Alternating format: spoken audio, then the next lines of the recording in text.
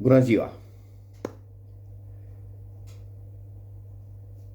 Iar sunt în fața voastră, e aproape 5 fără 10, duminică, după masa.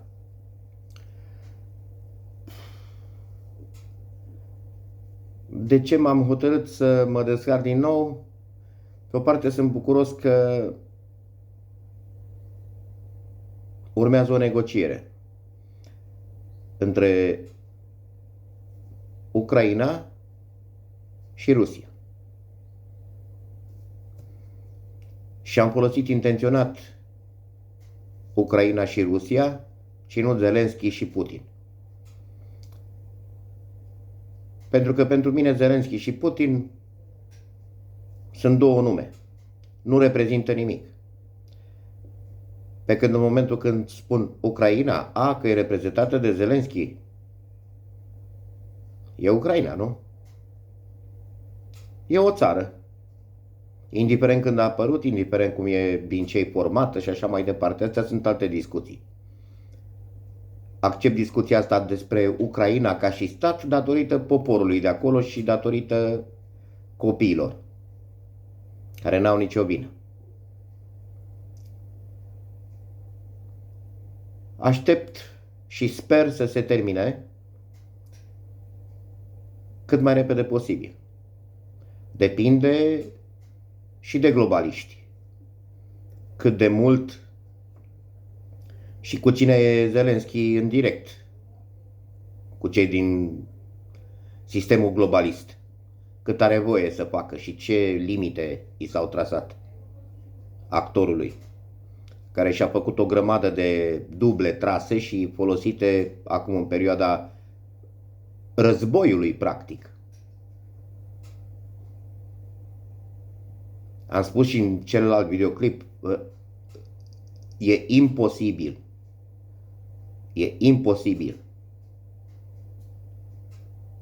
să începi să-ți faci live-uri, să le postezi tu singur, să fii dat în media acum că susții poporul ucrainean. Eu ca președinte sunt alături de voi și tot, dar nimeni nu știe unde sunt. Dar sunt alături de voi. Și vă iau pe copilași de la 18 ani în sus, pe oameni, da, și îi trimit să-i apere de ruși. Apărați-mă. Dar eu nu renunț, nu, dacă ar fi fost vreo somitate. Dacă era vreun comandant militar adevărat, ăla era în teatru de război. Și vedeți, uite că acum mi-a venit că m-am exprimat teatru de război, în loc să zic câmp de luptă. În ultimii ani, de după al doilea război, de fapt de la războiul al doilea mondial încoace, într-adevăr au fost numai teatre de război. Puneți teatre în ghilimele, între ghilimele, și să știți că în sensul dexului, din limba română, e foarte bine folosit termenul de teatru. La fel de bine folosit a fost și în timpul pandemiei termenul de distanțare socială. E un teatru de război. Un teatru cu regizor, cu scene, cu tot ce presupune punerea în scena unei piese. Cu actorii respectivi, cu decor, cu de toate. Până la un moment dat. Sunt câteva lucruri care, nu știu dacă vi le-am mai zis, dar îmi vin în minte și trebuie să gândesc puțin logic. Fără să fiu părtinitor nici de unii, nici de alții. Nici pentru unii, nici pentru alții. Lucrurile astea amploare aveau de mult. Nu chiar de acum. Întrebarea mare e de ce a apăsat Putin butonul de pornire acum și nu înainte. Sau ce a așteptat, ce l-a determinat să apese butonul. În opinia mea, butonul, l-a apăsat Putin datorită lui Trudeau.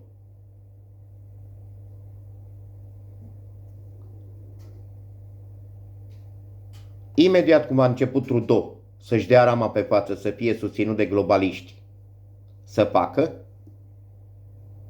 scenariile care i s-au spus, să facă experimentul pe propriul popor, la fel cum în istoria contemporană mulți conducători fac experimente pe propriul popor, iar de, să zicem, cel puțin 80 de ani, americanii fac experiment pe propriul lor popor.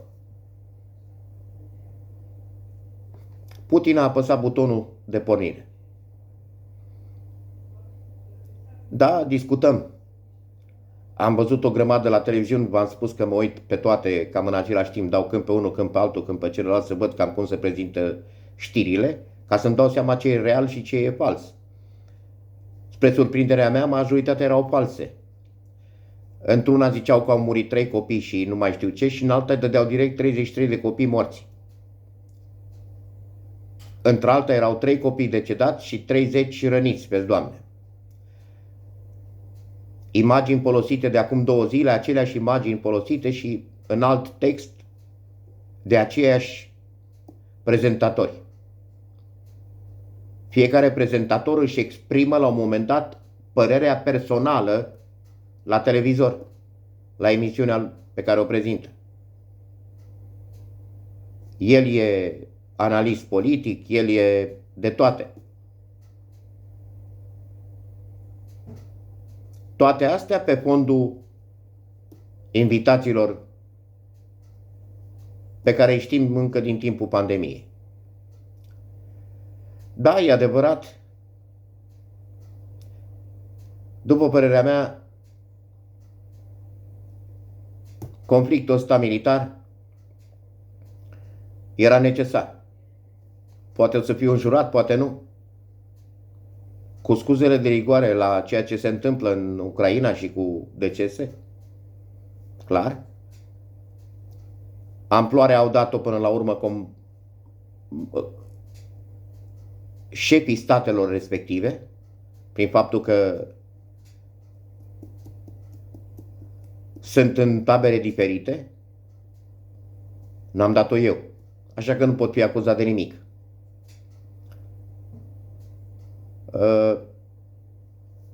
Amploarea e ciudată, dar trebuia să se întâmple ca să se termine cu pandemia. Pentru că deja prinsese prea multe rădăcini. Prinsese rădăcini adânci și mai erau 2-3 pași și se schimba cu totul forma socială de existență pe glob.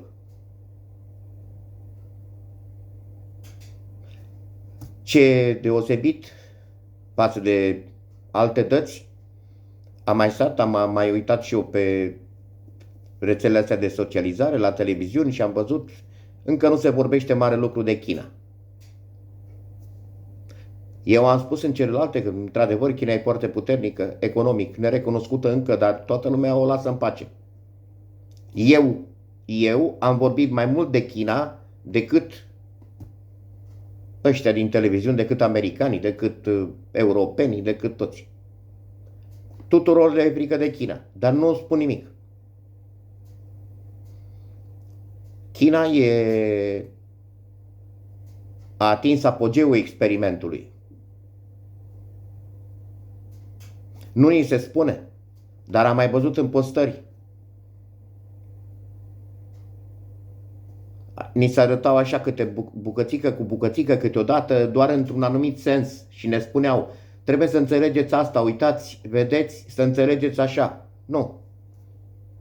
S-au dezvoltat economic extraordinar de puternic. Tehnologia au aplicat-o direct. În schimb, au aplicat și războiul psihologic pe propriul popor.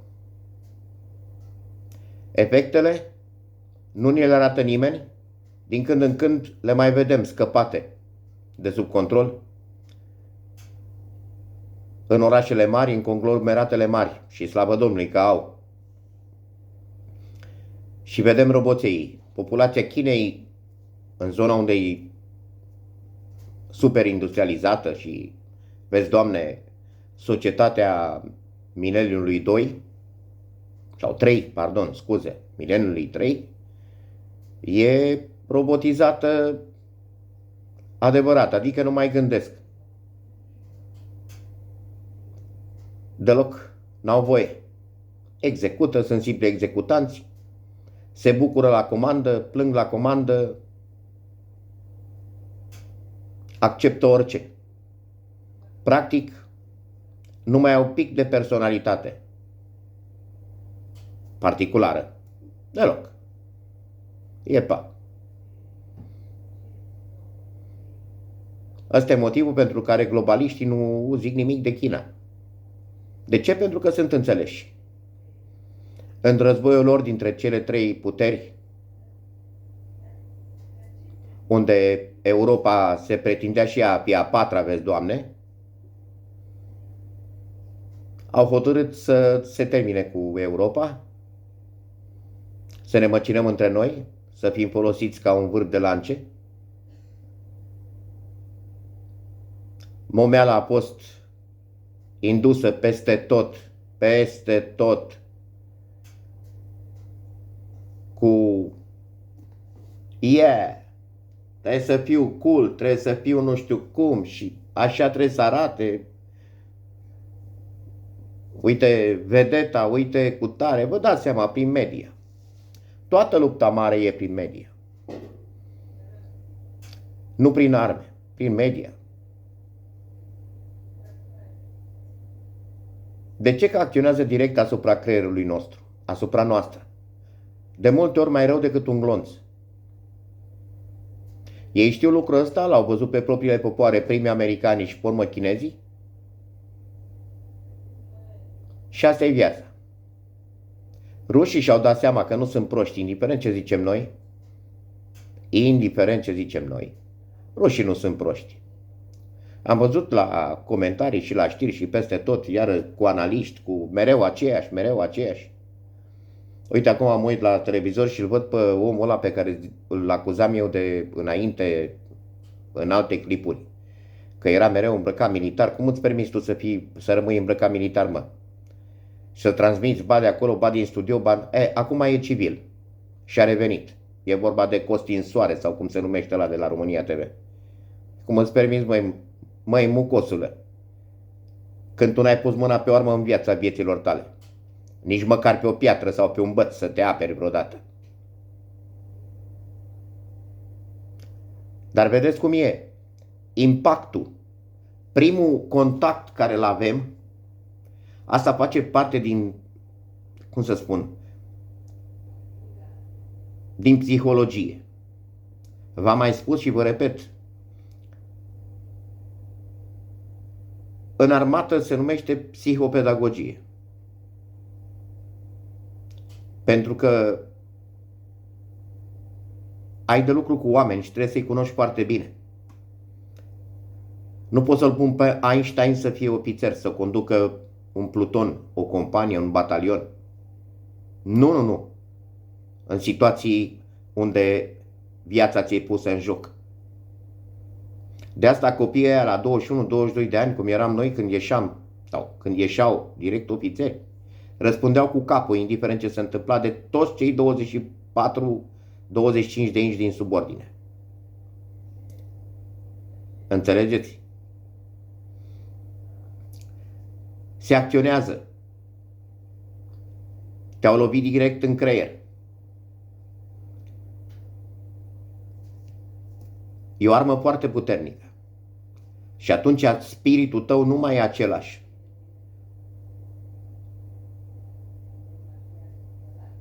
E ciudat tare. Puneți în paralelă și vedeți ce asemănări sunt.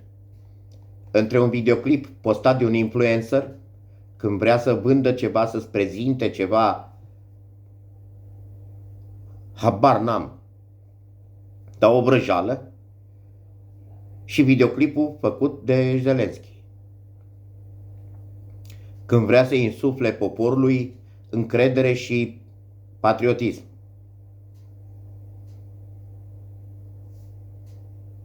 Nu e nicio diferență. Se vede clar. Referitor la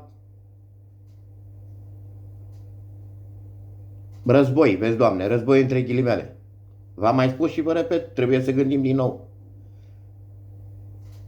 Aveți idee, aveți impresia că într-adevăr au vrut să distrugă Ucraina? Nu! Din contră. Atâta timp cât avioanele de bombardament și avioanele de luptă zboară la jos înălțime peste orașe și n-au treabă cu orașele deloc,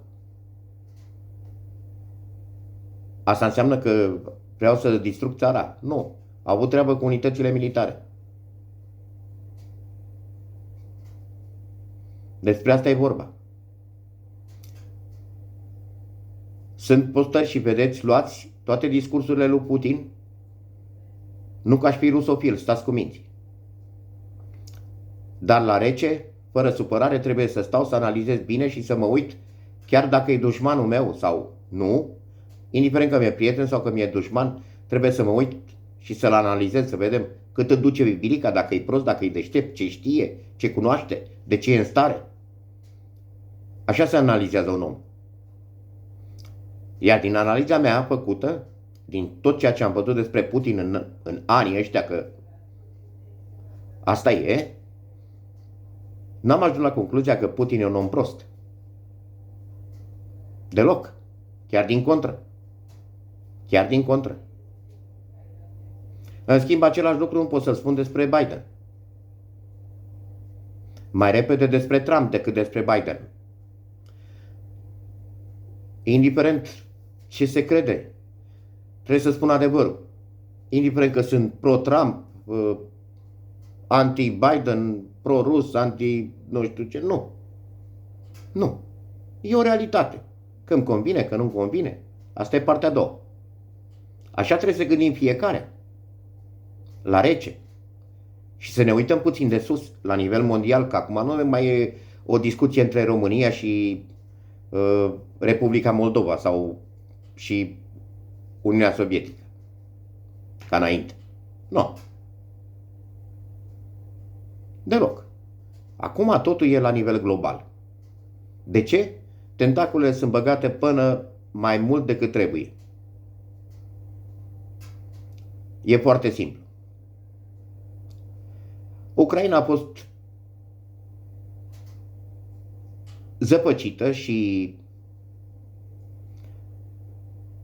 cum să spun, pusă pe harta lumii special ca să fie un vârf de lance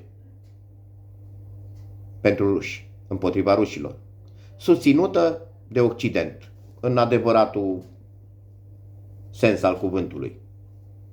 Am pus și noi botul ca să fim în Occident, la fel cum am pus botul cu destrămarea Iugoslaviei ca să ajungem în NATO. Da, e o realitate. La fel cum ne-am dus cu nemții peste ruși și pe urmă ne-am dus cu rușii peste nemți. Aia e o realitate. E urât din partea noastră. Dar asta e.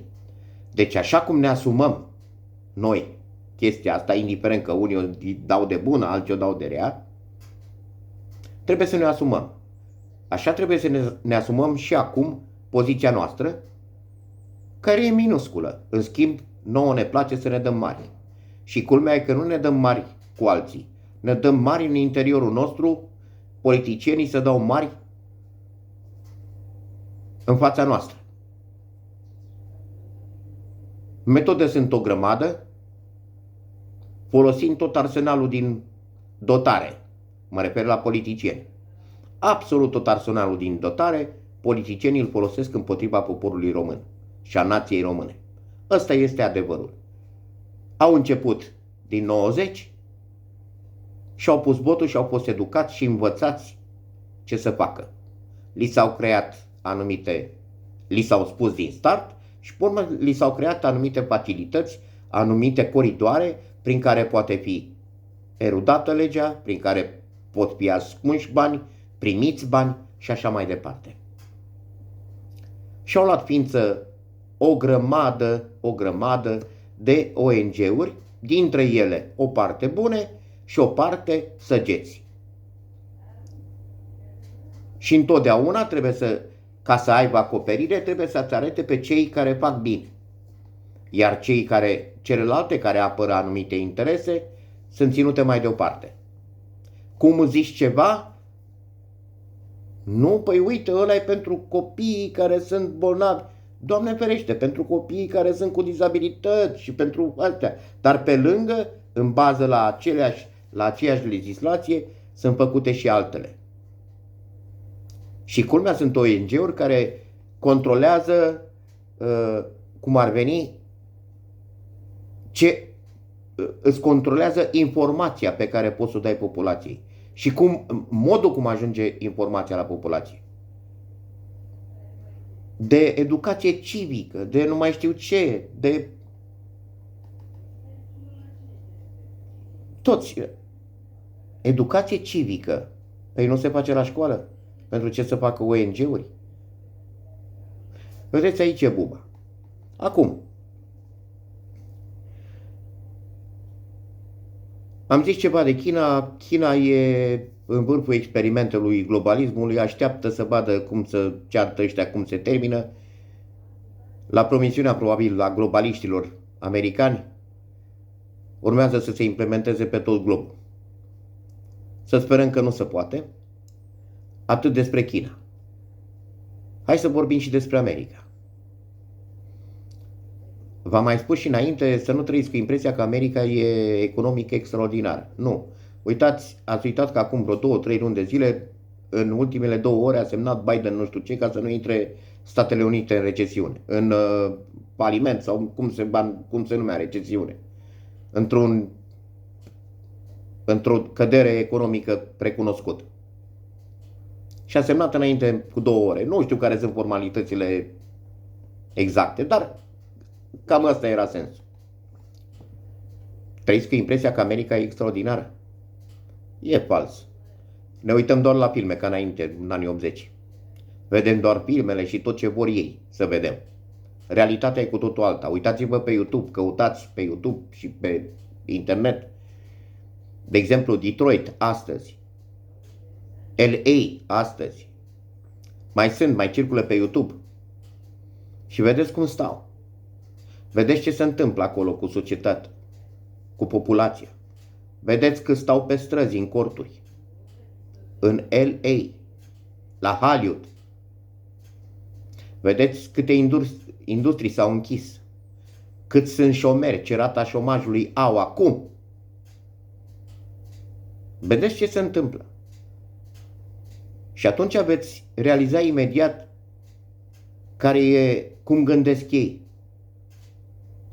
Întotdeauna economic s-au ridicat după ce au aprins câte o scânteie la câte un conflict militar. Industria de armament în Statele Unite e cea mai puternică industrie din ultimii 100 de ani.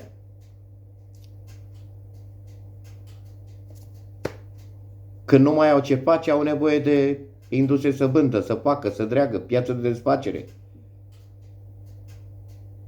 Și atunci sunt create conflicte, vin, vând, fac, dreg, își bagă coada, îi îmbârligă când pe unii, când pe alții, ei să câștige bani.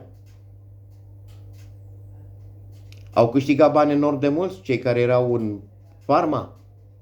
Deci, cu astea, prin OMS, prin nu știu cum. Alea sunt bombe. Alea sunt ONG-uri, că OMS-ul e un ONG. E efectiv un ONG. Și pentru că mi-am adus aminte, citiți, oameni buni, și vedeți că Trezoreria Statelor Unite este de fapt un SRL. Este particular. E ca și când Badea Cârțan se duce și își face o firmă SRL.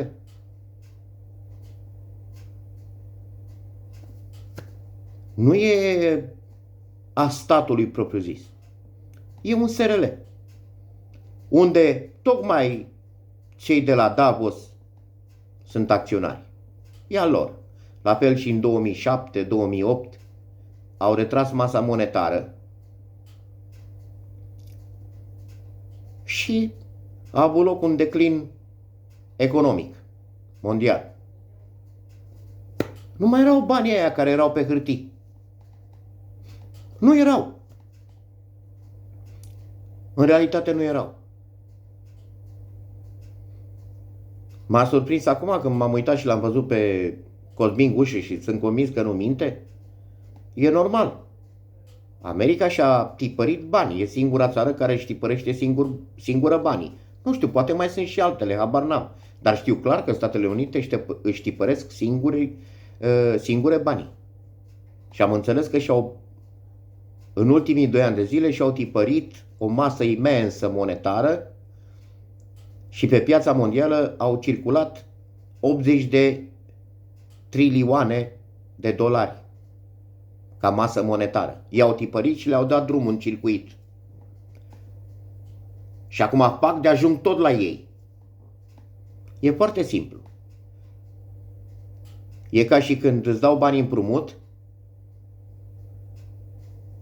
să cumperi alimente din magazin, dar tot ce găsești în magazinul ăla de alimente, eu produc.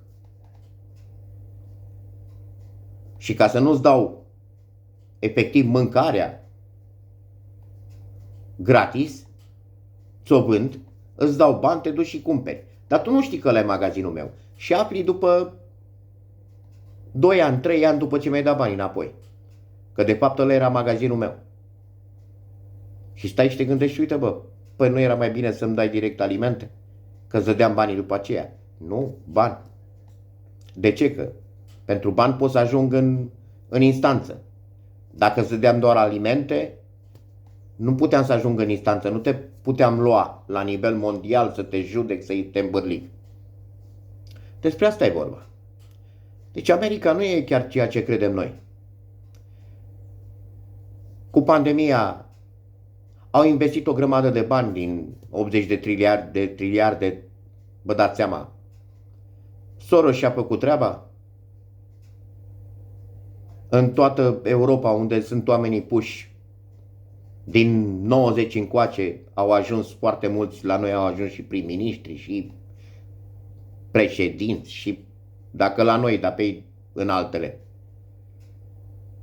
Da pe în altele. Și execută doar ordine. Ne-au pregătit, sunt oameni puși acolo și când se apasă pe buton, asta se face. Totul e foarte bine pus la punct. Globaliștii și-au dat drumul și vedeți foarte bine că China stă la distanță. Nici pro, nici contra, nici nimic. Îi lasă pe ăștia să se bată, rușii cu americanii, iar americanii folosesc orice. Americanii n-au mamă, n-au tată. Și ne bagă pe noi în față. Europa în sine. Iar Europa pe noi. Pe fraieri. Iar ai noștri stau cu, uitați-vă la știri, culmea culmilor. Prezintă aceeași știre în zile diferite. Zic aceleași imagini cu alte comentarii, dar cu alte comentarii, în alt sens. Dar imaginea e aceeași, de 3 zile. În prima zi au comentat într-un fel, în a doua zi altfel, în a treia zi altfel. Totul e ciudat. Totul e ciudat. La nivel mondial s-a dat ordin. Da, Putin e rău, Rusia e rea, tot ce vorbește despre Putin e nasol. Să dispară. Și apar comentarii care sunt cu conturi false, n-are rost să vă mai spun că știți toți, majoritatea v-ați izbit de chestiile astea, deci nu e o noutate. Conturi false, nimeni nu poate să zică nimic, nimeni nu poate controla, da. Și scrie, da, cum?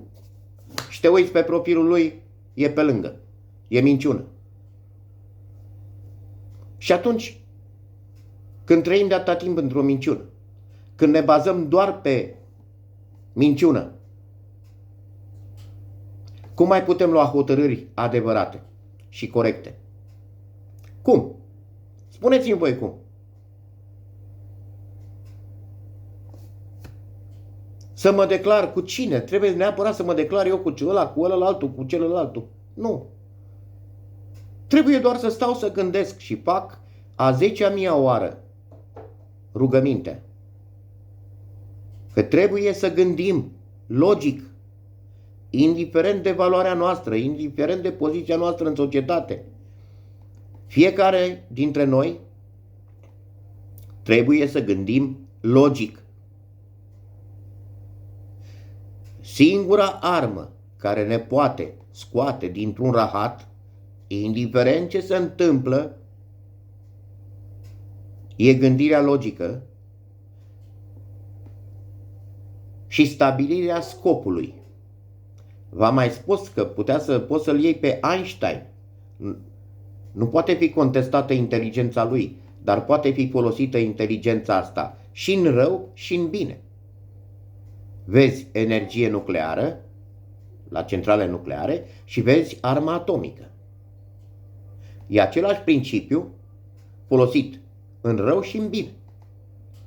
Deci și noi trebuie să ne gândim logic, dar să avem un scop bine definit.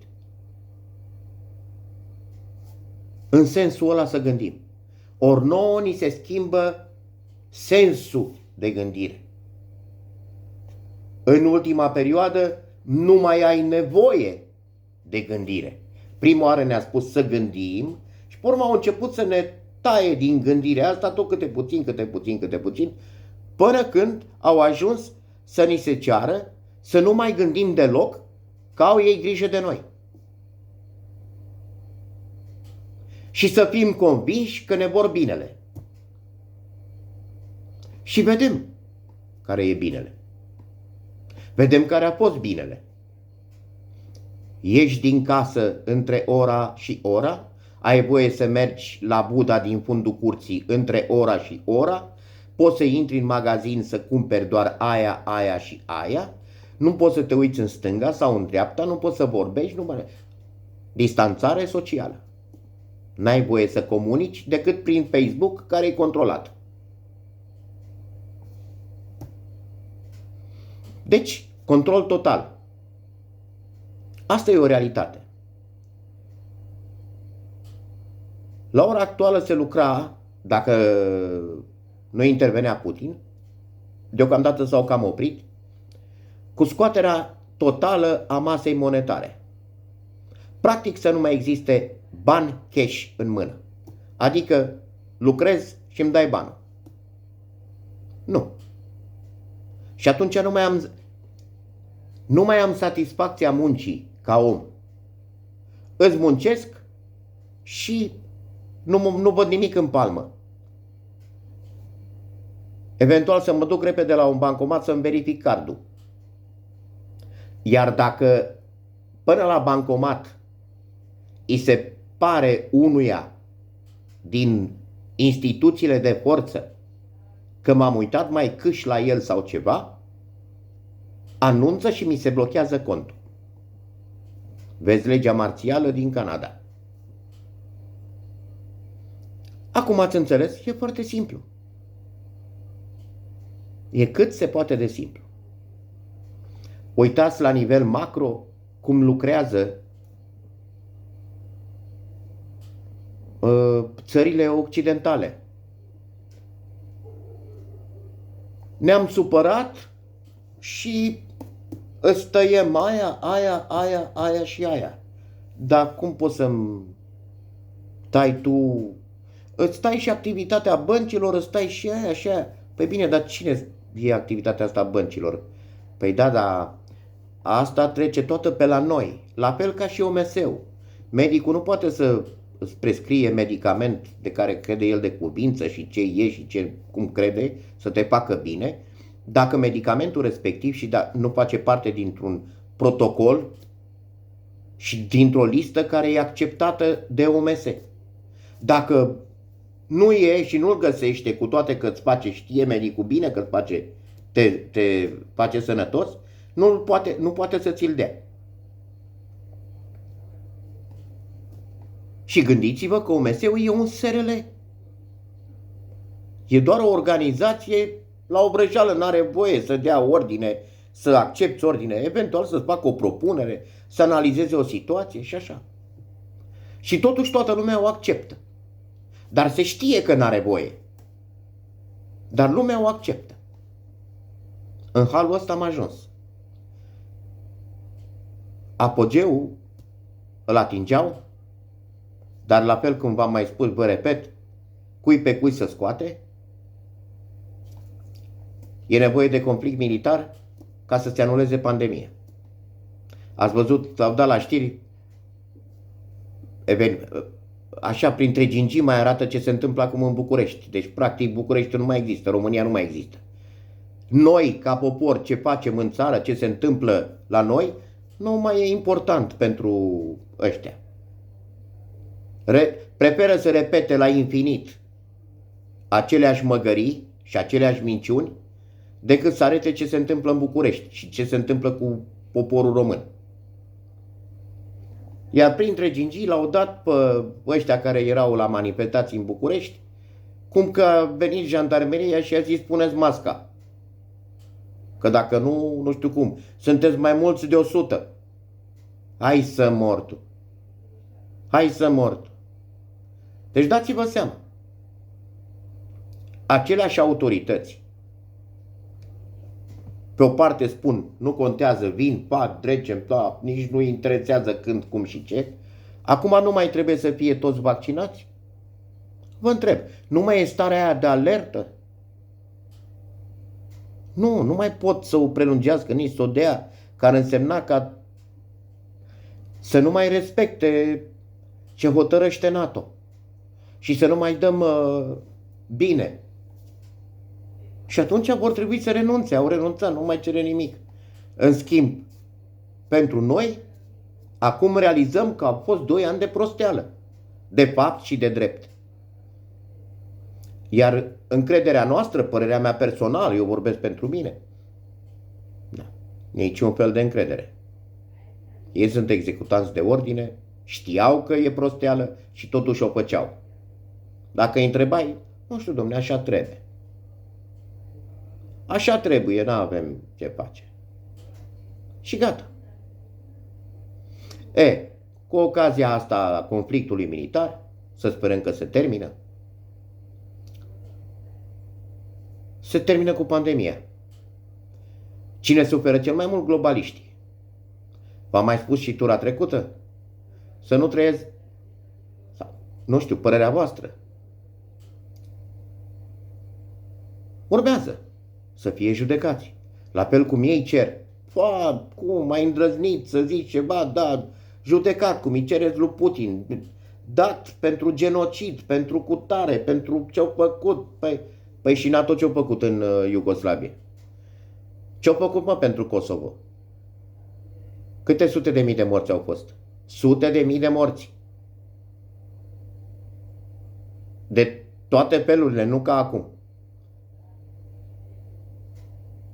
Cu filmări și cu măgării puse pe Facebook și pe YouTube și tot și prezentate drept știri. Apropo, câți militari erau pe insula Șerpilor? 14? Parcă ziceau prima oară că sunt vreo 100. Și că sunt eroi declarați. Că au murit săracii, că nu s-au predat și n-au făcut și n-au dres. Și acum au aflat că erau 14. Și s-au predat, normal. Normal că te predai. Și predarea face parte dintr-un act militar. Nici o problemă și nici n-au pățit nimic. S-au predat oamenii, asta e. N-au cum să faci față pe o insulă din aia. Au ales, s-au predat, sănătate maximă. Da, ne-au fost prezentați drept eroi, i-au dat morți și acum vine invers. Și atunci când să-i cred? Când la noi la televiziuni sunt mai mai speriați, mai infocați, mai îndârjiți decât cei care sunt în teatru de război. Sunt mai îndârjiți decât ucrainienii. Plâng mai mult decât ucrainienii, bă. Vin reporterii de acolo și îmi prezintă cu glasul în ăstea și plângând cu lacrimi în ochi, cu fai și caută mereu copii și se duc după ei și nu știu ce și nu știu cum. Și când eu luat astăzi un interviu și a întrebat-o pe una, zice, nu, domnule, eu sunt din România, ăsta e copilul meu, am venit după nu știu cine aici și să ofer ceva. A, nu sunteți din Ucraina? Nu. Ce sunt de aici, din localitatea cutare și am venit, dar copilul n-am avut, l-am luat cu mine într-o plimbare și dacă pot să ajut pe cineva, ajut. Și s-a muiat reporterița. Totuși, dar să știți că vin cu copii plângând și cu copii în brațe, să știți că vin, da. Arată o grămadă de oameni care așteaptă la coadă să iasă din Ucraina și că încolo sunt studenții indieni. Peste 1000 de studenți indieni. Și alți studenți izraelieni care pot părăsi țara. Păi bărbații peste 18 ani n-au voie să treacă, reporteri de televiziune și televiziuni n-au voie să treacă. Au trecut doar femeile cu copiii. Și voi mi-arătați că e dezastru la vamă, că e aglomerație, dar sunt numai bărbați. Majoritatea. Și atunci te întreb, păi cum, de ce stau ăia că oricum n-au voie să steacă? Păi, înainte i-au dat de acolo. Și acum îi lasă? A, nu, zice, sunt studenții indieni. Păi și atunci de ce mi prezinți la știri? Drept, ca și când ar fi ucrainieni care pleacă din țară. Câți au rămas din 56.000? Că au dat la știri. Din 56.000 de ucrainieni, 300. Înainte cu câteva ore erau 120 și ceva care au solicitat să rămână în România. Acum ați înțeles? Bă, din 56.000, 300 au solicitat să rămână în România. În rest, toți au tranzitat România. Concluzia. România e number one. Da, cum?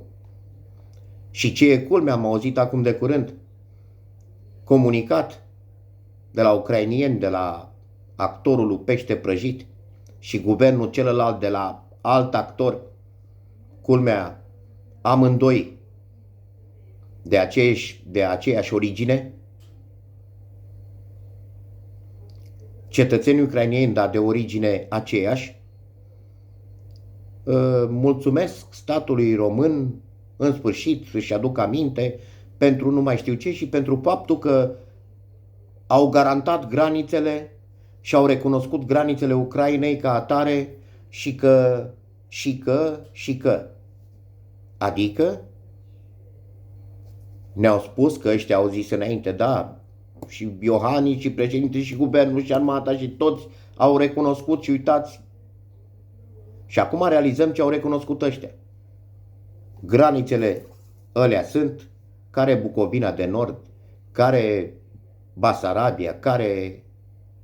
Adică Putin ne zice că alea sunt ale noastre, dar noi recunoșteam dinainte ce au semnat, ne-au spus acum că ăștia au recunoscut mult mai de mult că de fapt astea sunt granițele, ei n-au treabă cu celelalte zone, nu, ei nu se bat. Păi și atunci așteptăm de la Iohannis să zică noi românii.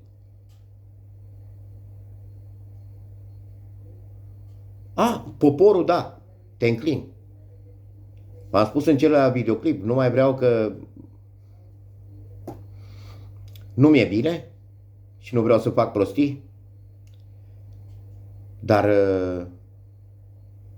clasa politică, nu putem discuta despre poporul român uitându-ne la clasa politică de la noi. Și în general din nicio țară. Nu poți să vorbești de unguri uitându-te la clasa lor politică. Sau de nemți vorbind despre clasa politică, la ce face politica lor. Nu. Deci o mare diferență între clasa politică și popor, la nivel global. Și atunci îmi pot permite, poate câteodată îmi dau drumul la gură, spun că americanii, că rușii, că aia, dar nu mă refer la popor în sine. Mă refer la clasa politică. Iar dintre toți, indiferent că o să-l judece, nu o să-l judece, ce o să-i facă, că e genocid, că e cel mai... e paria de pe glob, Putin, nu. Nu. Putin a fost obligat, a fost una din variante de a combate ceva. Pentru țara lui. Și poate chiar și spre binele multora din Europa. Poate chiar a întregii Europe. Asta nu înseamnă că trebuie să-i cedăm din teritorii sau... Nu la asta mă refer. Cred că dobitocii din Europa, conducătorii ăștia globaliști ai Europei, instalați, sunt mai cretini decât Bulai al nostru, statuia din Norvegia. Uite că am putut să fac o comparație. Și să găsesc pe alții mai cretini decât și mai jos ca nivel intelectual și ca orice decât Bulai sau Popescu sau alți globaliști din ăștia băgați și decât Câțu. Sunt. Și poate așa scăpăm. Să vedem, sunt curios. Sper să ne auzim și să ne vedem sănătoși.